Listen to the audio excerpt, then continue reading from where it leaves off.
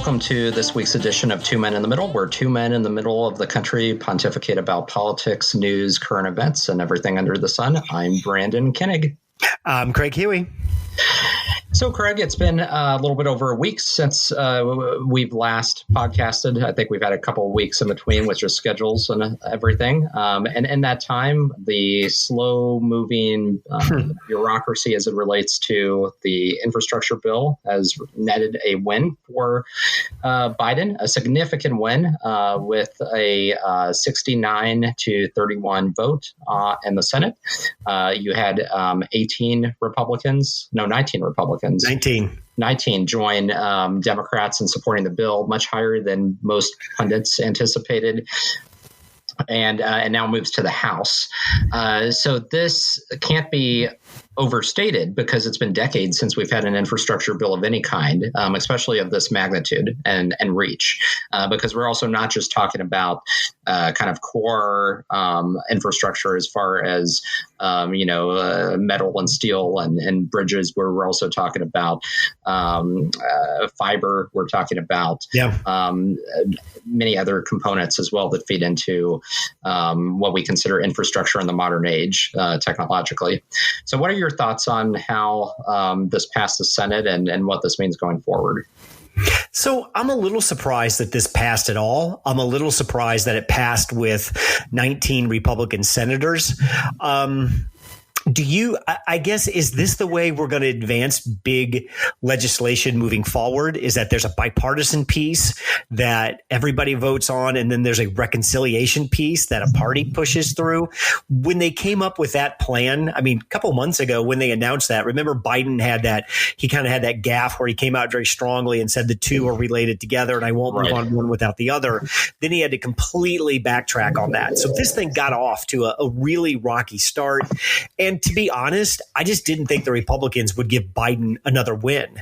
I thought they saw the COVID bill as kind of as much legislation as they thought Biden should be passing at this point. And I'm kind of surprised that 19 of them actually voted for it. And I think that just shows how popular these bills are, how long the American public's been waiting for one of these bills.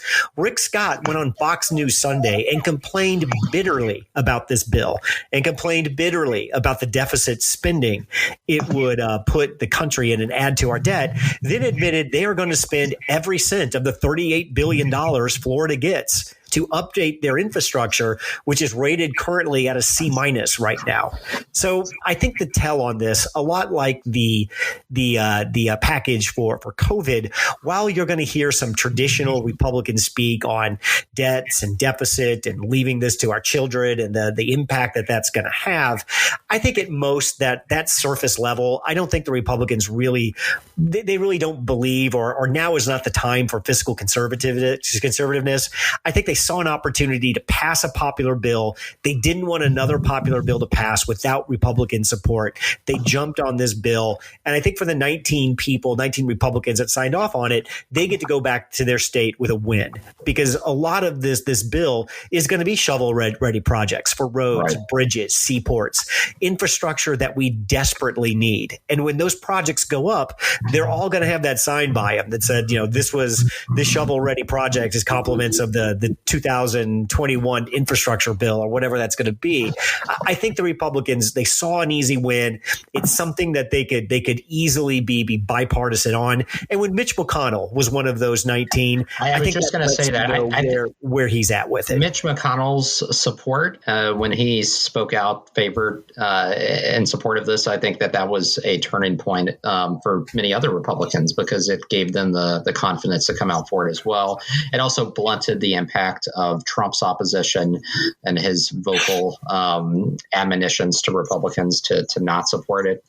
So that made a huge difference. And then, as McConnell has said, I think many of these Republicans are trying to find anything that they can take home as a win and say that they've accomplished something. We're in a Washington now where you just bloviating is kind of the name of the game. There's so little that's accomplished, and this is something that does have bipartisan merit. And being as large as it is and the impact it has, like there are projects that impact every state in this bill. So those conservative Republican senators can go home and say that this directly impacts my constituencies here, and this is how. So that also makes it easier to vote for. So it's a unique piece of legislation. How can any Republican with a straight face get on TV somewhere and start up the old-fashioned debt and deficit talk? I mean, it's disingenuous. Audience for that anymore? Who is polling that says, "Man, I'm really worried about the debt"? Well, and that's the thing, right? Because I think the people that do are a minority now. Like they're definitely not the Trump base, because that is something that hasn't been top of mind for the last 4 years. And and as we said off air, Republicans have long just added to the debt and deficit at clips higher than many Democratic presidents. Trump blew Obama out of the water as far as his deficit spending, and Bush started it all. And yet, it was during the Trump era that Republicans entirely even just stopped talking about it. They stopped giving lip service to it, and it was no longer even a talking point. So to bring it back up now is just, I think, complete political posturing, and it's transparent, right? I mean, it doesn't pass the smell test, I think, with most Americans. And I think for most Americans, can you think of one bad thing that's happened in your lifetime because of our debt? I can't think of one. Right. I mean, there's some abstract concepts of how inflation now is like, but and unlike most Americans, that's way too complicated of a topic to try to seriously understand. And it's way too complicated. And, bills like this do add or negatively impact the debt going forward, but we're in such a hole already that even like a solution is just completely outside the scope of what most Americans comprehend, because there's no way we can start reducing the debt quickly enough to even get back to where we were in the 90s when we had Bill Clinton and we had a balanced budget amendment. Like that's just so far removed from where we are now, and the cuts would have to be draconian. And the problem lies that there are, to really make the cuts that have to be made, there are core pillars that have to be touched. Yeah. I mean, and you have Democrats and Republicans that are refusing to touch those. So as long, the third rail of politics has always been Social Security, but for Republicans, it might as well be the military and defense spending, and they don't want to touch that. That's my point. I don't see any Republican that's going to pick up the entitlements or military cut mantle. And I think we've beaten this debt topic enough to understand the government spends money in three main places: entitlements and the government. Yeah, that's only. I'm sorry. Sure. I just pulled a Rick Perry there. I thought I forgot the third one completely through the thing. So, I mean, the government spends money on the military, entitlements, Social Security. Those are the big bulls in the tent. And this was always Paul Ryan's thing. If you're not going to tackle those three, what are we really tackling? And to your point, I think it was Stalin that said like one person's death is a tragedy, 1 million is a statistic. What's $30 trillion? We're in debt roughly $30 trillion, I believe is the current number right now. Right. That's an incomprehensible number for normal everyday people to understand. How would you even go about paying back $30 trillion? And is there a payback? Is that how this debt works? I mean, Republican politicians who try to bring this home to their constituents, try to put this in kind of a kitchen table kind of setting, get in something we can all understand. You have credit card debts, you rack it up when you need it, you pay it off over time. Is that the way this $30 trillion thing works? My point being, it's gotten so big and so complex that to your point, I think everybody's just completely ignoring it at this point. I think they are too. And I think, once upon a time, those comparisons to like a household budget or, personal debt had merit, but they really don't anymore.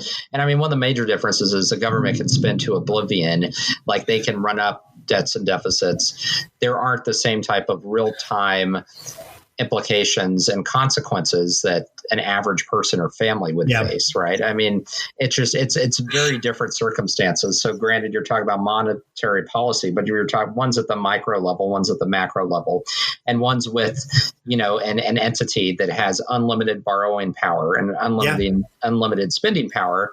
And again, if you're talking about in a household, that doesn't exist on either side.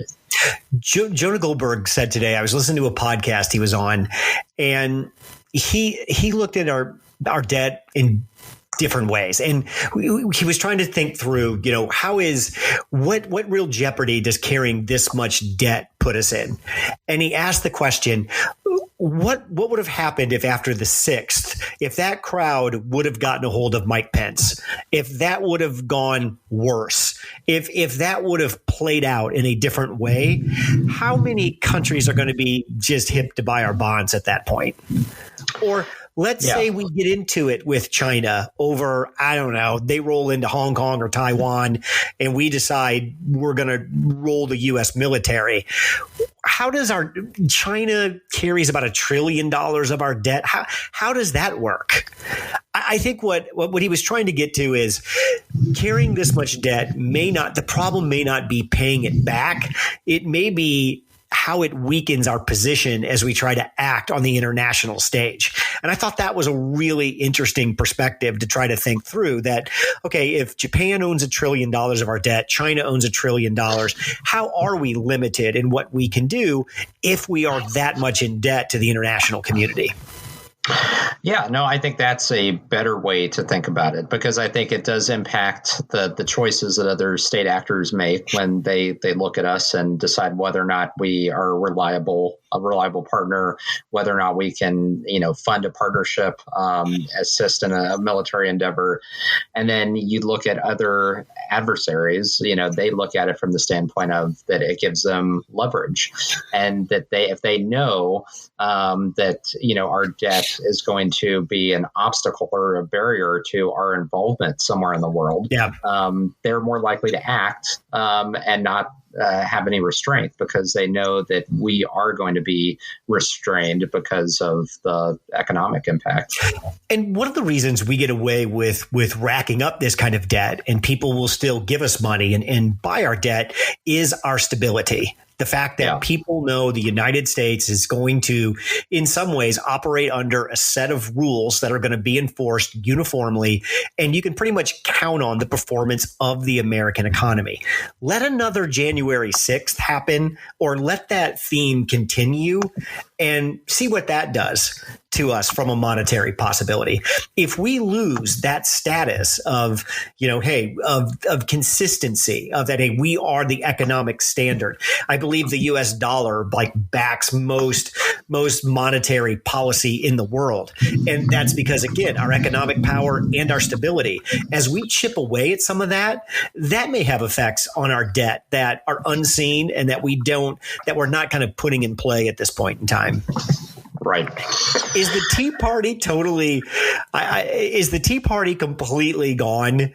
I mean, is this the salting of the earth of the Tea Party with the passages of this infrastructure bill and the COVID bills? I think so. I mean, I think that the Tea Party has been, flickering out for years now, whatever was left of it, the remnants of it. But yeah, I think that, in terms of having any power, is there even still a Tea Party caucus in Congress? I know there was for a while. Who would it be? I don't. Yeah, I mean, I don't see. Or what would be the point? About? Yeah, there's just no relevance left. Yeah, clearly anybody who would have been a part of it has abandoned the core principles. That would be like, Brandon, you and I start a new podcast talking about 8 tracks. There's just no market for fiscal responsibility. Right. I mean, it's completely gone. I mean, at this point. So it's, Yeah, I don't know. I think it's a good example of something that I think, was specific to the era and had, power and influence. And obviously it was because of the Tea Party that Republicans captured control of the House in 2010. There's a lot that goes back to that, right? Because it was during that ascent into power that enabled Republicans to redraw district boundaries and cement their House majority for a decade until 2018. And even now, they still have the levers of power from their state house wins back during that era that gives them the ability to draw maps and ensure that their power is still sustained. So the Tea Party was incredibly successful from that standpoint. As far as having any impact on monetary policy and reducing debt and deficit spending, though, I mean, no. I mean, it hasn't. So if I've got the timeline right, the $1.2 trillion, we'll call it hard infrastructure bill, that passed the Senate Wednesday-ish.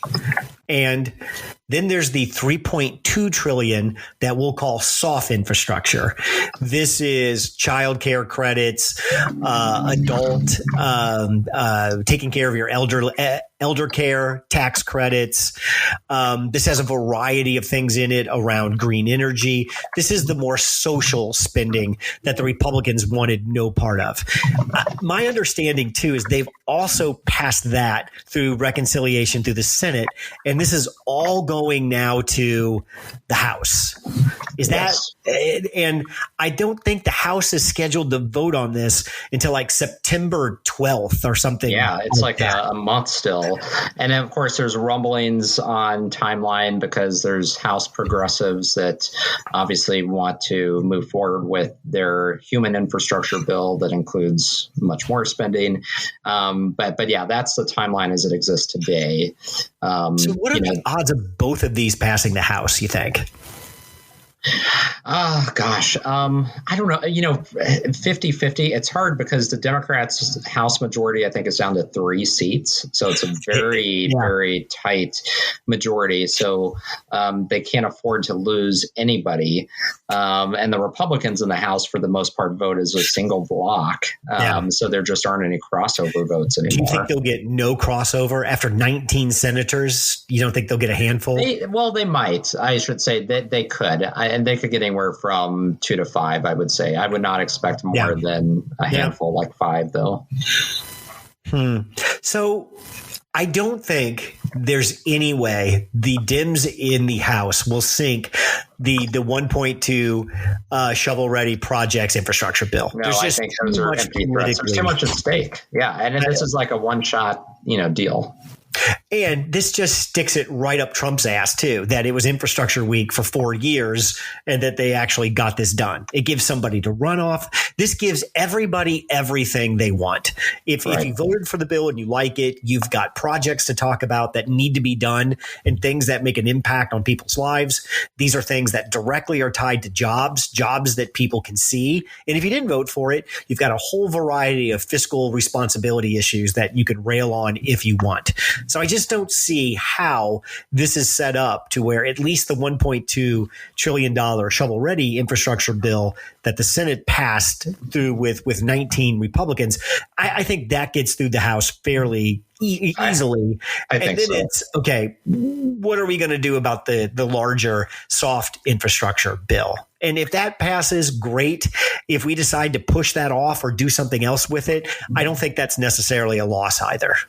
I don't think so either. I just don't see the future of that soft infrastructure bill after it would pass the House, right? I mean, I don't see that going anywhere in the Senate.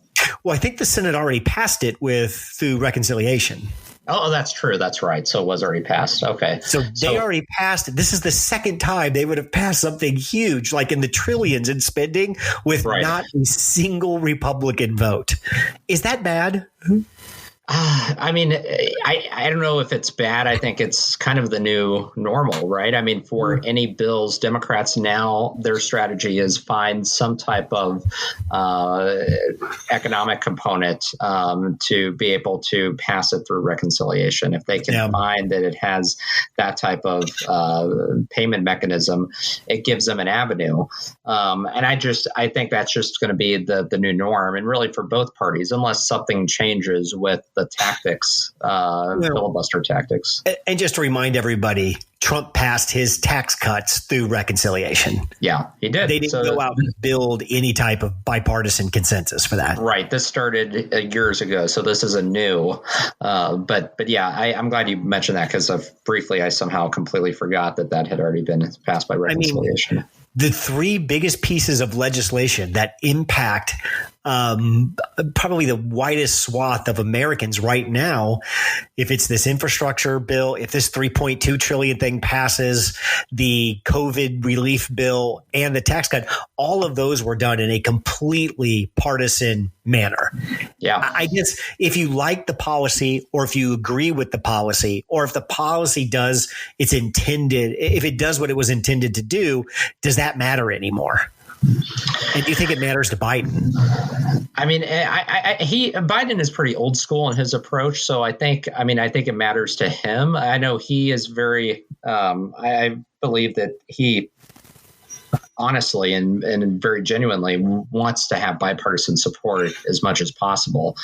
But I mean, I think eventually he's going to see the reality, and he's running up against that now, that's going to be nearly impossible on most of the Democratic Party's priorities. I mean, it's just infrastructure is very unique, right? Because that's one of the few things both parties can get behind. Almost every other issue is not like that. There are very few bridges to find on many of these other issues. As a Republican that voted for Biden, is Biden meeting your expectations? Has he not met those? Is this what you thought the Biden presidency would be? I guess, are you satisfied with that vote, or are there things that I don't think it would be? I don't think there's anything that would make you say, "Oh, hell with it, I should have voted for Trump." I don't think that's on this side. But just, are you, as a Republican, are you getting what you expected out of crossing over to voting for Biden?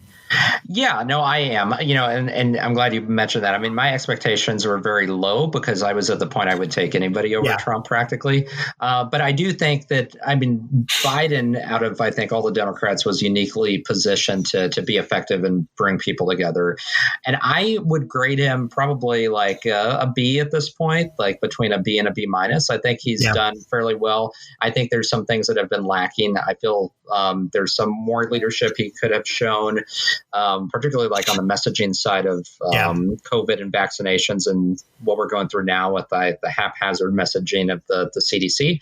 I would have liked to see his administration take a more proactive approach to distilling the facts for the American people and simplifying it so that it wouldn't be as confusing. I think that, I think on the foreign policy front, I'd like to see him get more engaged with what's happening with our allies. I mean, he's been overseas now. He held a press conference that was decent. I think he can get much more plugged in as far as what's happening, though, overseas. But yeah, I think on what's obtainable and achievable, I think he's done well. I think the infrastructure bill is a great example of that. He never gave up. He kept pushing and pushing, and that has paid off.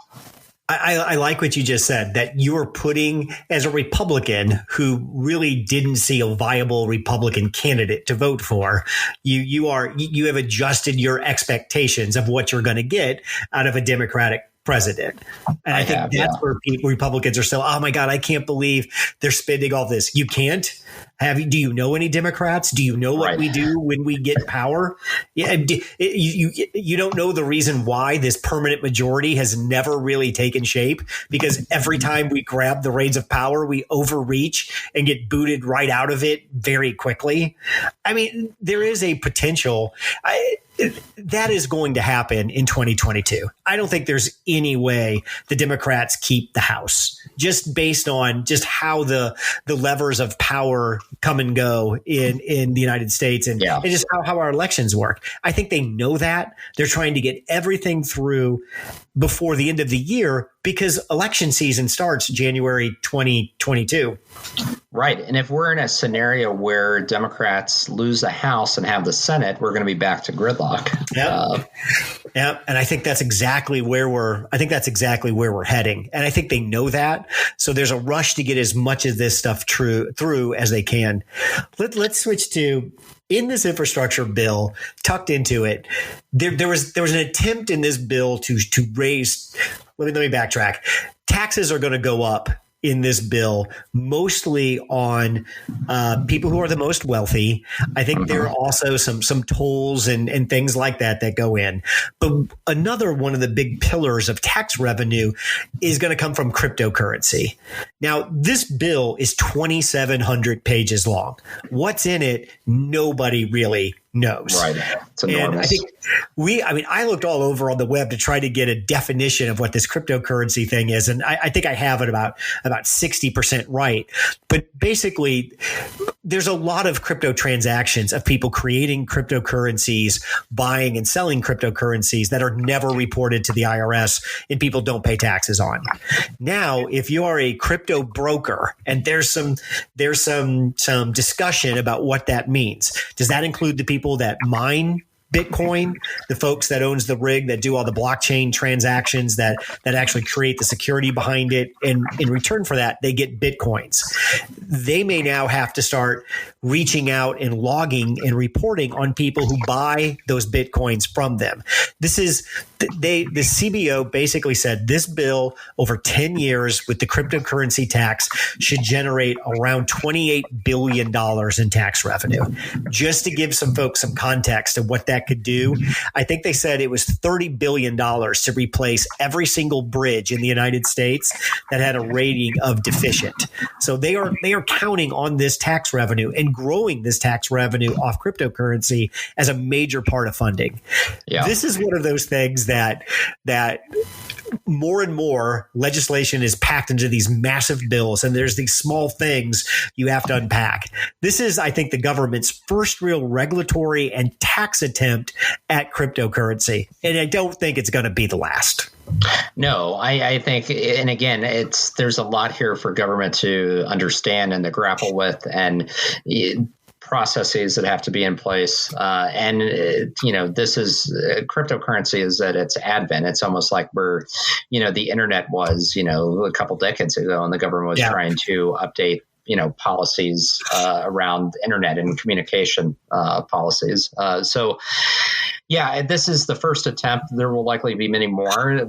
This is not going to probably be, there's going to be a lot of changes to this over time, I would assume, just based on how this works out operationally. And I think the White House has come out and said, we have no idea how we would enforce any of this. And and what shape this actually takes, they don't really know yet. I'm just always amazed when people say, well, this blockchain technology, it's all, deregulated and it's all democratized and there's no way the government can. Of course there's a way the government can. There's always a way. Yes. The government can find a way in. And when they want to, they'll just do it. If anybody out there thinks that cryptocurrency is going to go unregulated much longer, you're just fooling yourself. And I think if you think that's a bad thing, for people like my wife and I, everyday investors who are long-termers who go into the market and you put money in every month and you save it for retirement. That's what most people do. We would never even sniff a cryptocurrency. No. Because if Elon Musk can put out a tweet and drop the price by 20, it's never going to gain any wide scale acceptance. So I think the cryptocurrency is something interesting and something to watch out for. I agree. Yeah, it's definitely something to watch, especially as it becomes just more widely adopted. I think it's one of these things that right now is still considered something of a trend. And so a lot of Americans look at it with kind of fascination and just kind of bewilderment. But, as and then too, I mean, there's so many cryptocurrencies right now, and because it's new, we really haven't seen the dust settle upon a handful that are going to be the ones that are sustained and have staying power. So, it's wild, wild west right now as far as that's concerned. And I think this is what crypto needs, some regulation in order to make it more acceptable to your everyday investor. I mean, right now, your folks that are hanging out on Reddit and all of this, that's just not something that your investors of folks that put money into the market every month to save for retirement is just too volatile. And I think if they actually added some regulation to it, you would attract more and a different kind of money to cryptocurrency that could actually help it be a little bit more stable. But I'm sure people will freak out. And I always love when some senator gets up and tries to explain. So it's like, oh, for God's sake, just sit down. And Cruz, sit down too. Right. Oh, yeah. You want to talk about what an asshole Cuomo is? Everybody else is. We might as well. Yeah. So I was actually somewhat surprised that he resigned earlier this week, because he is not one to do that, and he's been so stubborn and has been defiant during this whole time, even as more women have come out. So he had this cluster of a press conference where he took no responsibility, attempted to justify his behavior as just being a man who's not with the New Times, apparently, because apparently it's something new as of 2021 that, you can't harass or prey on women or grope them without consent. I guess. I mean, I looked through my inbox, Brandon. I don't see any emails from the government that says, hey, you can't do this anymore. So right. It's interesting. So he and his attorneys and those around him have done everything they could to discredit his accusers too, and really just attack them personally, and that was on display.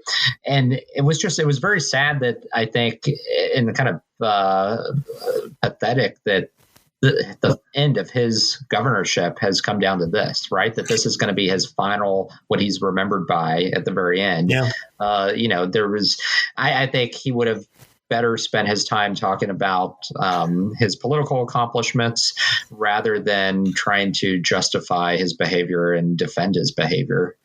I mean, you use the term old school, and I think that's a term that Cuomo sees himself in those terms. And he's so committed to old school.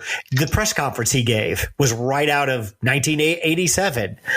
The fact that the 116-page report comes out corroborating these women's stories, and you send your lawyer out there to just tear all of them down and attack them all. Right. And it's like Cuomo has not seen. He's not seen what's happened the last 10 years, or he just doesn't care, or he's so arrogant he thought it would never happen to him. I heard today that Cuomo started his career in government working for his father at 24. So he's been in a power position in the state of New York his entire life. So I guess it's easy to see how somebody could be in such a bubble that they are just completely unaware of their own behavior and how upsetting and offensive their behavior is. I love it when older guys bust out, I'm just a 63-year-old Italian. What do you expect of me? And I saw this on Twitter, and this may be a meme, but did Fox, I think it was, or OAN actually run the chyron under Cuomo? I'm not a pervert, I'm just Italian, in quotes. Did he actually say that at some point? Oh, I don't know. I did not see that on the chyron. So, and I saw most of the press conference, but I had to dip out for part of it. So I don't know if he actually said that or not. That would be. And none of this is generational, and none of this is cultural. This has nothing to do with he's 63, and it has even less to do with that he's Italian.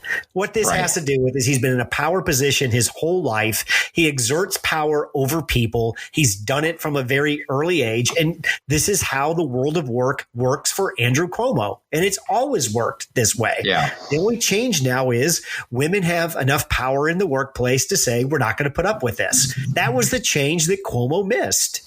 And it's just, I'm just always amazed when the old guy comes out and says, I'm just an old lech. What do you expect from me?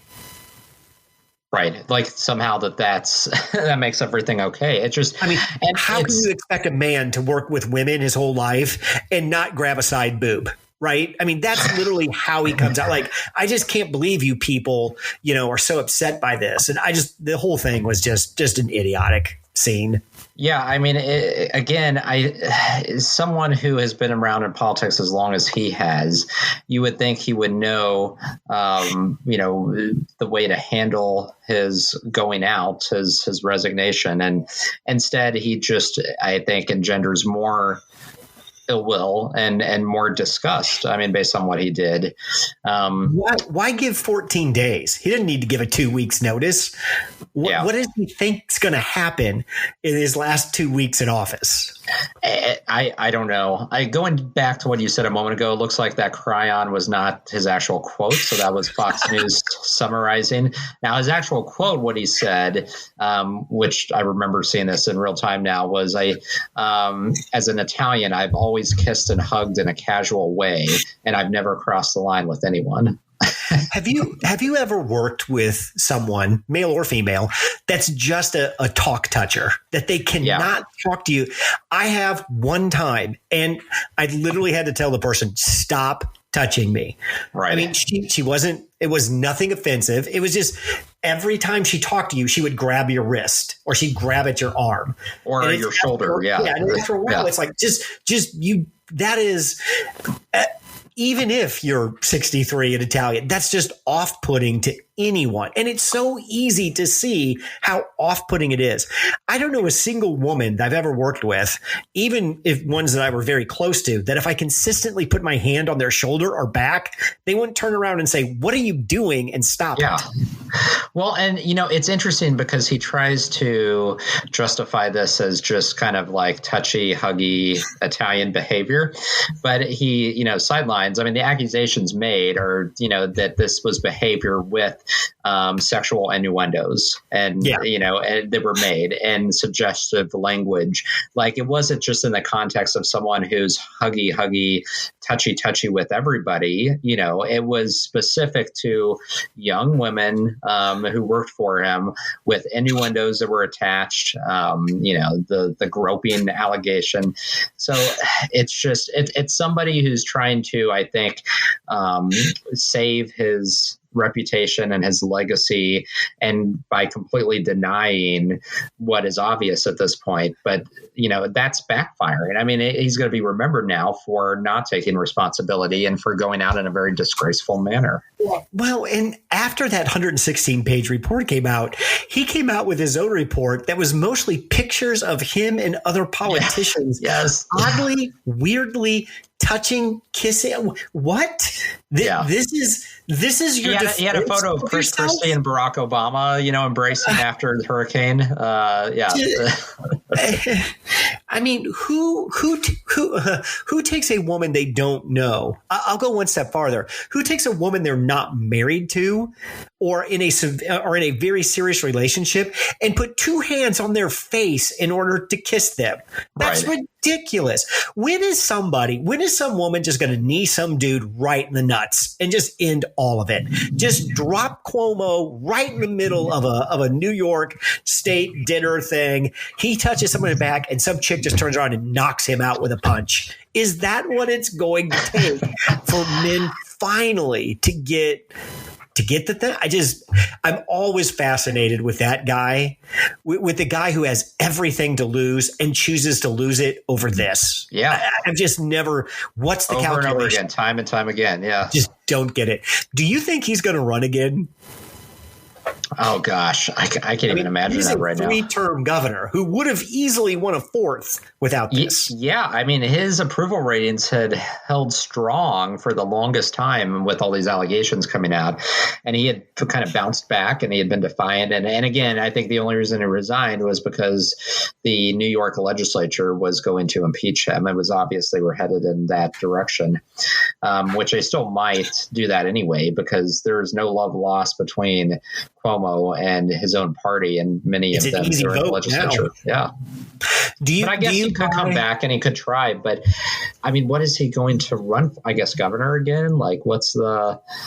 I don't know. I mean, I do see he's one of those that I think has to remain in the spotlight and feels like he's owed, like this is it. Like, I mean, his political life is his life. He's been in politics for so long. He's a scion of a legacy political family in New York politics. I don't see that he can just completely leave that. So, yeah, the question is, where does this go? Like, how, does he go into lobbying? What does he do? Well, one theory was that Cuomo was being prepped to replace Kamala Harris in 2024, that he would either run on the top of the ticket or he would replace Kamala Harris as VP. That's one. Interesting. I mean, remember back when, before Clyburn came out, before South Carolina, I mean, Biden is really struggling. And there was some talk that maybe that Cuomo should jump into the race. And then I remember that he would easily be at the top of everyone's consideration. I don't know. These stories, they're not sad, because this guy is just, he completely deserves whatever he has coming to him. It's just sad to think, all right, we've been through all of the Me Too stuff, which was greatly needed, but just how far we still have to go. Yeah, it is sad. I mean, there's still, it shows that it's always kind of like one step forward, several steps backward. I mean, that's how it is in American life. To any woman out there, if any man touches you at work, just turn right around, look him right in the eye in a very loud voice in front of everyone, and tell him, you touch me like that again, I'm going to knock your ass out. I guarantee you, he will never look at you, touch you, speak to you again. Never. Yeah. Well, it always comes down to the power dynamic, right? These are always instances where it's the boss, it's the guy at the top who is leveraging his power and knowingly engaging this behavior because he knows that he has the ability to do, because he's going to incite fear in those under him, and they're not going to be as willing to challenge him without retribution, without getting fired. But I think there's less fear of that now, right? Because we have a society. Has Me Too changed any of that?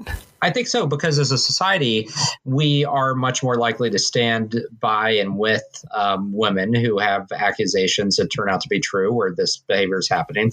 And it's no longer a stigma attached, where in past cases, many of those women may have felt like, well, I'm not going to be able to get the same type of job, or I'm going to be blacklisted, or I'm going to my ability to advance is going to be inhibited now by what he says to other people if I don't reciprocate. So I think that's less of an issue than it used to be, much less so.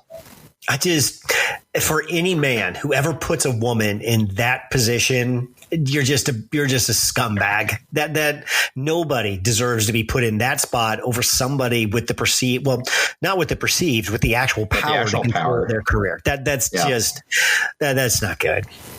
Hey, people are still getting sick from COVID too. Talking about another awesome topic.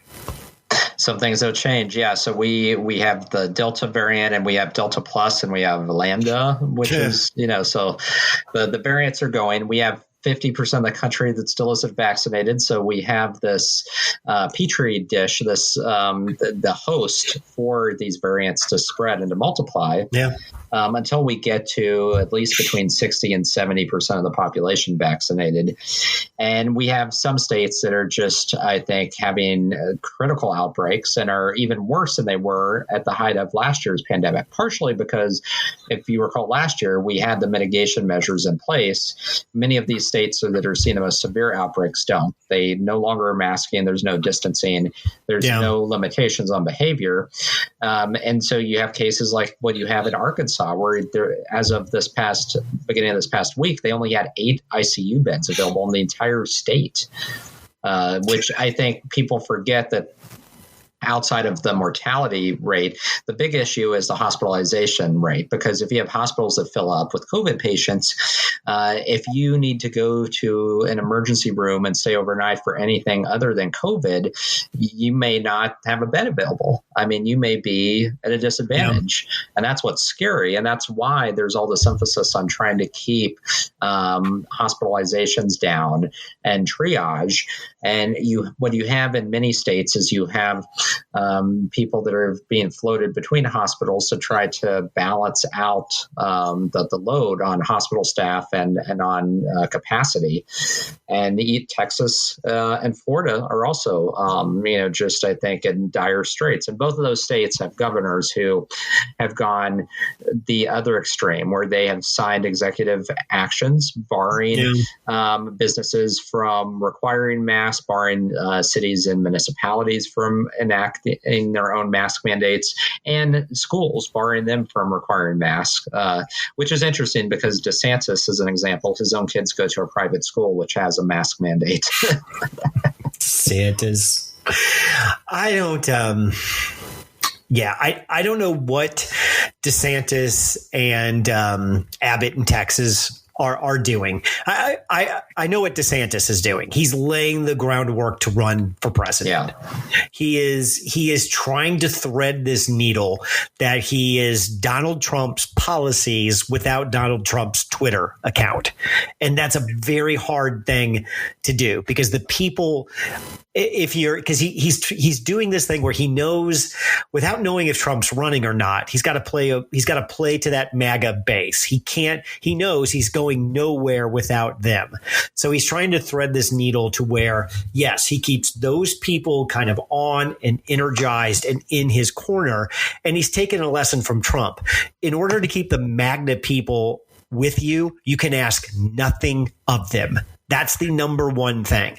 You never ask them to sacrifice. You never ask them to give. You never ask them to change a position. You are there. You are here for them. It's like the line in the French Revolution. Show me which way the crowd's marching so that I can go lead them. Part of what DeSantis knows, if he ever comes out and challenges that group or asks that group to do something or points a finger at that group, they're gone. Can you think of any time Trump tried to hold the MAGA crowd accountable for anything? That's not what they're there for. No, that's not. I mean, and Trump buckled each and every time. I mean, he buckled when it came to the e-cigarette issue with the vape smoking. I mean, he's buckled. He buckled when it came to his own mandates and what was initially proposed in his administration due to pushback from his base. I mean, he has time and time again. That the whole reason that Trump and Melania were vaccinated privately and they did not tell anybody was because he didn't want to anger his anti-vax base. So this is something that's played out time and time again, but I don't think it's not a needle that can be thread. And I think DeSantis will see that. His approval rating was 56% back in early July, average across polls. An outfit called St. Pete's Polls, which is a local polling firm in Florida, has pinpointed that he's at like 44-45%. He's underwater now. He is behind by 1 to 2 points in all the head-to-head matchups against his likely and probable opponents next year. So this is having a political impact for him, and the tide is turning. And so he can keep the MAGA base and somehow try to retain their good graces. But in doing so, he's going to lose so much of the rest of the public, and the MAGA base is not enough to win. And the MAGA base too, again, you have to be 100% with them. I mean, they had gone to be already being skeptical of him because he was promoting vaccination at one point. And so, they started abandoning him. And so there's a real question of, even if he has 100% of the MAGA base locked up, because, he might not have that. The movie The Hunt for Red October, there's a scene in it where Alec Baldwin disrupts this meeting, this cabinet level meeting in the Navy. And with this idea that the sub he's actually defecting. He's not here to make war, he's defecting. It's the scene where that first theory is kind of thrown out. And after the meeting clears out, he meets with a senator, the only politician in the room. And the politician gives Alec Baldwin a line that goes something like, I'm a politician. What that means is I'll lie to your face in the morning and I'll kiss your baby and steal his candy at night. But it also means I always keep my options open. That's the number one rule of being a politician. You always give yourself the leeway to wiggle off the hook if it is required. DeSantis has backed himself into some weird political corner that I don't know if he's left himself a path out of. I mean, performative law is DeSantis' specialty. The idea that he's going to ban cruise lines from demanding vaccine, that law has already been shot down. That's completely performative. A judge has already shot that down, and that's insane to me. I mean, he was willing to cripple Florida's tourism industry, which is dependent upon cruise ships, to score points with the MAGA base, which, again, insanity, let alone not only was he willing to hurt Florida's tourism industry, but an entire industry itself. And the cruise ships are like, you can't do this. I mean, we need to be able to mandate vaccination or nobody is going to feel safe traveling on a cruise ship. The social media law he enacted, which is even too stupid to try to even outline. That one is, I think that already got challenged and is gone. I mean, the other thing that hasn't passed yet, the one where he was going to force academics to take this survey about their political allegiances and, result in lost funding. That was another ridiculous thing as too. So I think DeSantis has said it is not, we have not outlawed masks. All we've said is that the school board cannot mandate them. So DeSantis is his talk track is, hey, if a parent wants to send their kid to school with a mask, this law I signed doesn't prevent that. All it basically says is at the local level, the school board can't make a mask mandate. But he's letting his intent be known. Right. I mean, and again, the fact of the matter is, like, it would be crazy to ban parents from, on their own masking their kids for safety reasons. But this is another example of where Republicans have abandoned a core tenet.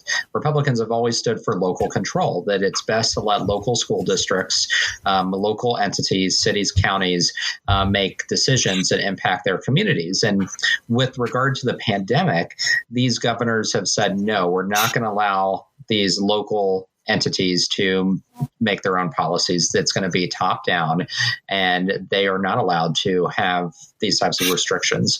And when it comes to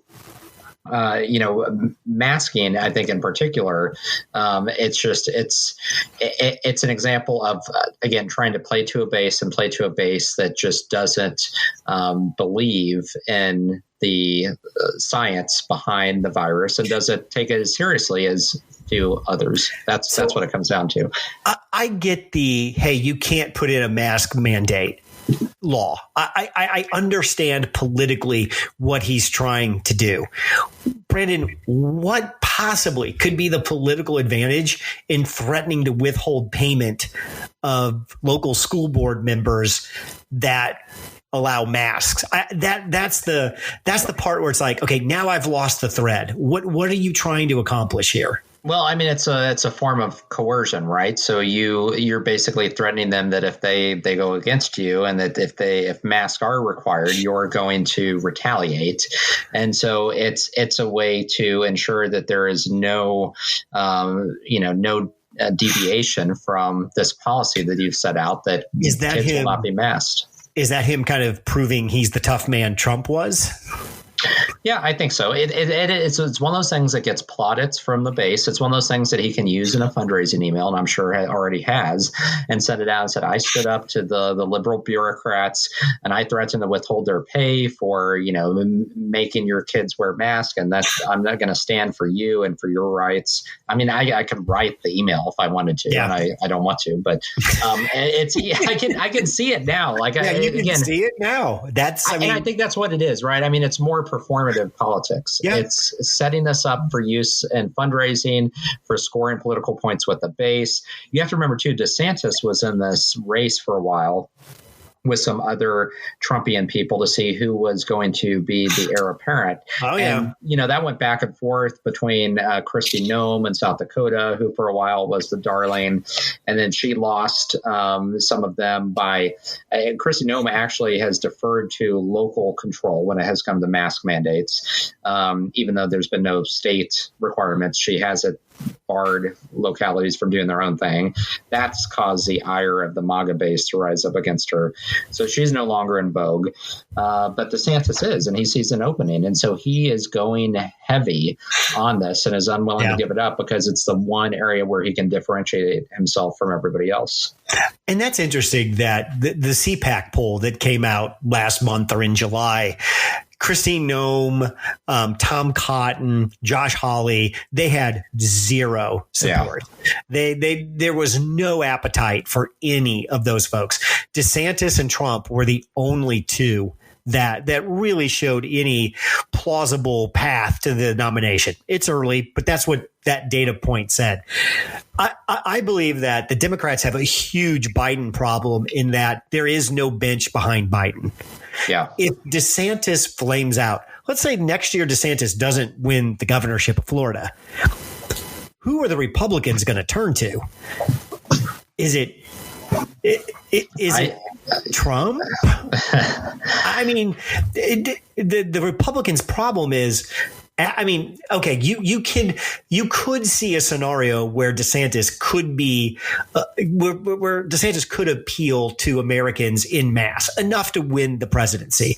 You could also see another couple decisions out of him, and he's lost that. I guess what I'm trying to kind of think through is if DeSantis flames out somehow through this, if COVID clips him in some way, and he doesn't get to run in the way that he wants to run, are we just saying it's Trump by default?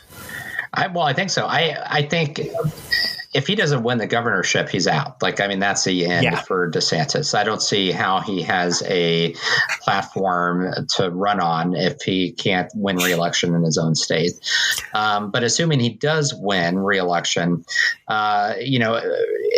he's likely the favorite. But without him, it starts to fall apart. That's where it gets really murky, because I think that's where you start to see what we've typically seen Democrats experience, where you have this protracted, primary cycle, and there's going to be several people fighting out on the margins of votes, very close to see who's going to be the heir apparent. And I don't. And again, there's so much up in the air with Trump. Does he run? Does he not? But just taking that aside for a moment, assuming he doesn't run again, who is it to say that you don't have somebody like Tucker Carlson decide to throw his hat into the race? I mean, we've seen performance politics do well, and would it surprise me to see some unconventional candidates? Can you picture the first debate for the 2022 Republican primary, and Donald Trump is on stage with Kristi Noem, Rick Scott, Tom Cotton, Josh? He'd eat those people alive. Oh yeah, it would. There's no way. And they would be falling over each other to show deference to him and say, "Well, I've been most aligned, and I've they'd kiss his ass during the debate." And then he, at the same time, would be attacking them in personal terms and poking fun at them and mocking them. That would be tough to watch. Did you see what he put out today about Ashley Babbitt? I did, on his blog. Good God. We don't have time to get into the Mike Lindell lunacy. Have you checked out the Cyber Symposium? I saw that it happened, but there was no big reveal. So where's that? I will admit that on Tuesday, I logged on and listened to it for about 25 minutes. It's the most batshit crazy. He had people on from Colorado who were allegedly testifying about fraud. It was insane. I can't believe that is still going on, and that there's a group of people that still believe at some point the goods are going to be delivered. And that Donald Trump will be restored to the presidency. The Supreme Court is going to overturn an election, which they constitutionally cannot do. No, this is going to happen because Biden will be so embarrassed by the evidence that he didn't lose. Brandon, he's going to give the presidency to Trump. That's how it's going to be that easy. Okay. Easy. Wow. Yeah. And this is also in the context of this. It's been 4 months now since this quote unquote audit, the sham audit in Arizona has been going on.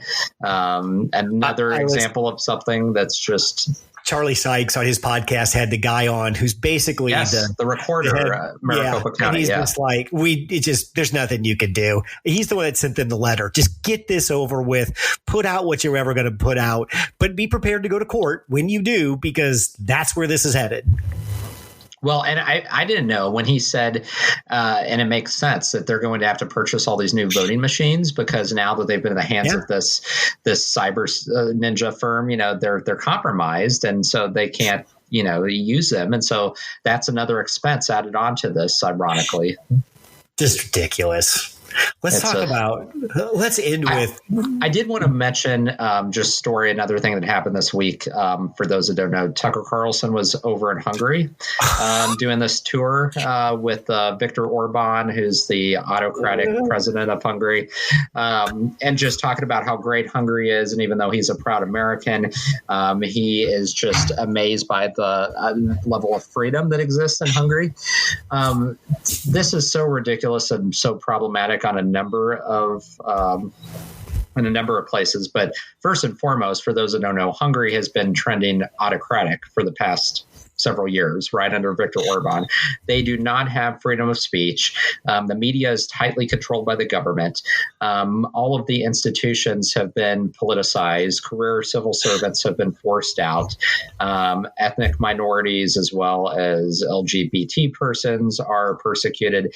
Like, Hungary has really moved into an anti-democratic mindset under Viktor Orban.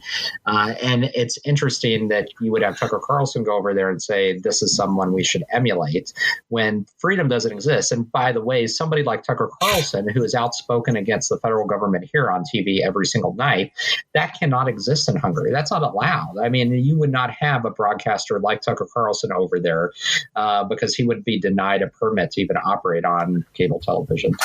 Tucker Carlson is trying to normalize authoritarianism. Yes, that's exactly what he's attempting to do. There's no other way to look at it. The only question is why?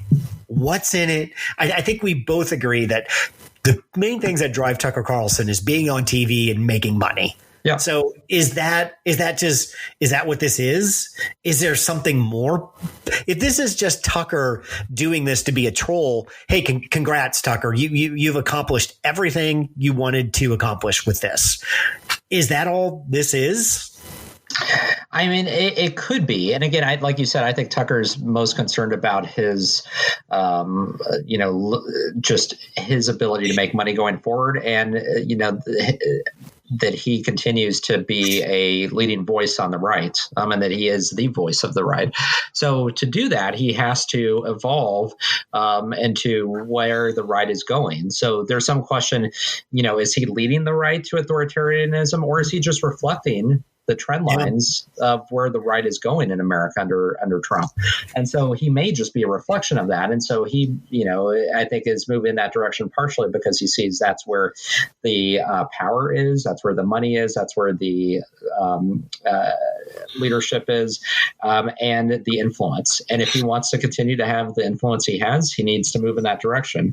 But again, even if there's no ramifications directly, he is resetting the norms. And that's what's scary, is he is normalizing a country that most of his audience has no idea where it is or the history or context or anything. But they're going to look at Hungary now as somehow this amazing bastion of freedom that America needs to emulate without knowing anything that's taken place. What I found most weird about his week-long stay over there is how he kept coming back to how he was so impressed of how they took control of Hungary's culture, the government, and how they really helped define kind of this return to traditional culture. It's like, Tucker, you couldn't, if you're trying to talk in code, you're doing a very poor job of it. I mean, that was... It's obvious Tucker is trying to whip people up, get them excited about the culture war, and that the country is being taken over and stolen. This fits into his narrative on immigration. And I guess maybe what he's trying to do is to tie together that if we keep allowing these, what I'm going to call non-traditional cultural influences in the United States, eventually to take back the right culture, you can't see me, I'm air quoting this, we're going to have to be more authoritarian in our approach to do so. I mean, okay, I don't know of anybody calling for that, but if you want to try to create a movement to say we should be more like Hungary and clamp down culturally, okay, I don't see any avenue for that to move forward, but all right. And again, in Hungary, Viktor Orban, so culturally, he has scapegoated immigrants for Hungary's problems. Sure. Blamed George Soros. He's blamed the LGBT community. He has, used them as scapegoats, which is what autocrats do, to detract and to deflect from the problems with government and their own corruption, right? And corruption is rampant in the Hungarian government, but that's not something that they want people to know. So it's like, look over here, look at these immigrants that are causing problems, even though Hungary does not allow any immigrants and barely has any. The interesting thing is, so they're doing all this from a culture perspective, but if you look at Hungary itself, it's very different than the U.S. It's like 12 million people in Hungary. Right, 12 million people, very kind of monolithic, homogenous culture. There's barely any immigration at all. But at the same time, this focus on culture and tradition and children and the family, like most Hungarians are not having kids. Their population is receding quite a bit. They've lost influence in Europe. Hungary has become closer to China. And even during the Trump era, Hungary was not really a solid ally of the United States to the degree that like Poland was and some of the other Eastern European countries like Lithuania and Latvia. So Hungary is an interesting country for somebody like Tucker to say we should emulate, when if you really look at their history and where they are now, they're not like us in many aspects at all. How about we make this deal? On the left, we'll stop comparing the Nordic countries and their form of socialism as something that we could do in the United States if the Republicans stop saying Hungary is the type of authoritarianism we want in the United States. Right. Because I think both comparisons aren't accurate. I want to talk about because both the Scandinavian countries and Hungary too, again, are homogenous populations, right? They're small populations. Hungary is about stable population. Right. Hungary is about the size of Michigan. It's small. And then the Scandinavian countries have populations that are, really I think less than a third of the state of California alone. So you're talking about homogenous, stable populations, small. You're talking about policies that just wouldn't work for a country our size, which gets lost in the debate. So, Brandon, my wife made me, I'm going to blame my wife for this. My wife made me watch this show on Netflix called Outer Banks. Have you watched this show? I have not. Is it a new series, Netflix series? There's 2 seasons of it. I've heard the name. I didn't know what it was about. Insane show I've ever seen. Because what they did when they sat down to write this show, they basically said character development has nothing to do with this show. A consistent plot has nothing to do with this show. Oh, okay. The pace and the tempo. Usually, there's a story arc. There's a conflict. There's a conclusion. Let's just throw all of that out and let's just have a show that we try to pack as much action into 60 minutes as we can. So, Brandon, you'll like this show. It's a bunch of kids. I believe it's North Carolina high school kids. Oh, by the way, the actors that play them are all in their mid to upper 20s, of course. But it's a bunch of high school kids that, they're after this treasure of gold from a slave ship. And I can't even begin to get into the plot, that there's so many plot lines to it. All I'll leave you with is this. All major characters in this show die, come back to life. That's a big one of theirs. And you have 6 stories going at once that sometimes intertwine and sometimes just die out. That sounds like super confusing and headache inducing. So all these kids that died. So do they all share like a unique bond, or are they all tied together somehow? Is that why this phenomenon happens? They all have like terrible family home lives. They're never home. They rarely go to school. And this was the real bitch of season 1. This is where season 1 really confused me. None of them had cell phones. It's like the writers completely missed that if this was supposed to be in 2021, that nobody had a cell phone season 1, allegedly because a storm knocked it out. It knocked it out for like 6 months. It's the most bizarre show I've ever seen.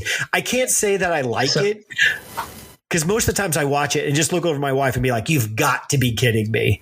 So your wife is a fan? Is she really into it? Is it? She likes it just because it's Jody likes completely turn your mind off entertainment. And there is no more turn your mind off than this. It's just silly, good looking people running around in warm weather on boats. That's another thing. There's always like $1 million boat you could steal or somebody has. And they take a boat from the Carolinas to the Bahamas, and they just know how to get there. It's the stupidest thing you've ever seen, but I'm totally invested in this show. Whoever the Outer Banks are, I don't know who you wrote that show for, but my wife and I completely hooked on Outer Banks. Interesting. So a couple things I've watched recently. I saw the film Stillwater last weekend. Is that any good? With Matt Damon. I was not, I don't know. I didn't really like it. I was kind of indifferent. I without giving away any spoilers, it's a very long movie. It drags a bit at times. It's just, it doesn't resolve, I think, like most audience members might expect it to going in. Again, without trying to give anything away, it's very melancholy. It has this very kind of indie feel. The plot line is very different. People have said it's like loosely based on the Amanda Knox case. The Seattle girl who was done. She has said that. Well, and that's what's, I think, crazy, right? Because she has said that when really it isn't. The only commonality is that they've taken an American college student who's female, who is implicated in a murder. This one's in France. Amanda Knox was in Italy. And then that's it. Like from that point on, everything else around the story and what happened is different. The way that this turns out is very different. The background of the main character and her family, very different than Amanda Knox. So I don't know why Amanda Knox came out and said that, because first of all, I wouldn't want the plot line here is very different. So I wouldn't want to be associated with it. And it's not, again, that's the only commonality is in a murder in Europe. The plot that you laid out is Amanda Knox, a student in Europe, gets involved in a murder case. Well, yeah, I guess true. Yeah. But everything else is different from that point on in terms of how the trial proceeds, like the family dynamic. There's so much else at play. The victim. I mean, there's a lot, everything else they kept very different. So it has some common points, but I don't know. It was an interesting role for Matt Damon. In some aspects, he was kind of unrecognizable. He's playing this Oklahoma oil rig worker, the father of the girl who's accused. I don't know. It was just, I thought it was disappointing. It was just one of those that I kind of left. I was like, well, that's about all I can say. That should just be better than what it was. Yeah, it should be. It was one of those films that there was a lot of hype about it, and it'll probably be up for a lot of awards and maybe for an Oscar, but it didn't live up to the hype, I thought. When's this glut of good movies come out? I keep waiting for when is the glut of like backlogged of good movies hit theaters? Because it doesn't look like there's much new out, and it doesn't look like there's a lot of quality out either. No, there haven't been. So I'm waiting on that as well. I'd like to see some more quality films out, and I've gone to see a lot of movies this summer, but they've been just subpar films. I feel like for the most part. Did you watch Ted Lasso? I did. So I've been watching that as the second season with every new episode on Friday. Okay, so is it just me, or season 1 was fantastic, season 2 sucks? Yeah, I'm not. I wouldn't go that far. I still like it, and maybe it's because I've really kind of bonded with the characters, and I like all the characters. But the plot lines are definitely not as good. The plot devices are off, and it doesn't have the same kind of like I think feel good kind of mentality that the first season had. It's lacking that. It's just out the writing team. Yeah. Yeah, it seems to have lost its mojo. It kind of just flounders along now, and I don't know where it's going to go. Apparently, the next episode that's coming out this Friday is a Christmas episode, so that's I always hate those. Yeah. Christmas episodes, Halloween episodes. Back when you had network TV and only 12 TV shows on, that was a big thing, and they always sucked. You always knew a TV show on network TV was about to go off the air when they had the musical episode. That was the one. That was the telltale sign of, well, you're about to get canceled. And I'm kind of the same way because most of the time they all blend together, like those holiday episodes of series. The only series, and again, as a 90s kid that I grew up on, where I liked the holiday episode was Friends, because the Thanksgiving episode was always like super hilarious, and it was like the laughs and the jokes were magnified for that episode every season. But otherwise, I was not crazy. I mean, I couldn't recall a single holiday episode outside of that. No. I remember watching like in the 80s, the Moonlighting Holiday Christmas special. It's like, this show sucks. This TV back then wasn't that good. It wasn't. A Christmas episode wasn't going to save you. The other thing that I've been watching, there's a second season of on Netflix, is The Movies That Made Us, which is just this like docu-style. Each one's like 40, 45 minutes on the classic movies we've come to know and love from like the 70s, 80s, 90s, like how they happened, because most of these films like almost never got green-lighted. They were never optioned. It was just like by happenstance or chance. They were rejected numerous times. There was crazy stuff that happened where they almost stopped filming many of these. So that has been really compelling. I watched all of last season, so I'm watching this season. It starts with Back to the Future as one of the key films, Pretty Woman, Jurassic Park, Forrest Gump. I watched that series when it was the toys that made us, and it was really good. So I can imagine that's pretty good. I do recommend it. It is good. I've learned a lot from this, and I learned just how much is it just doesn't go according to plan when these films were made. Like, I mean, these films almost fell apart in many cases. And then now we can't imagine like not having these iconic films and who stars in them. And so I'm looking forward to more iconic films eventually coming out at some point. I know. And maybe that's partially why I like this, because we haven't seen any new great films. And so I'm like hearkening back to the films of old. Yeah, that's true. All right, Brandon, that's our hour. Thanks, you. Greg. Thanks for listening to 2 Men in the Middle. Make sure to give us a 5-star review wherever you get your podcasts. Check out our website at 2meninthemiddle.com. Drop us an email at 2meninthemiddle@gmail.com or tweet at us at 2 Men in the Middle. We'll see you next week.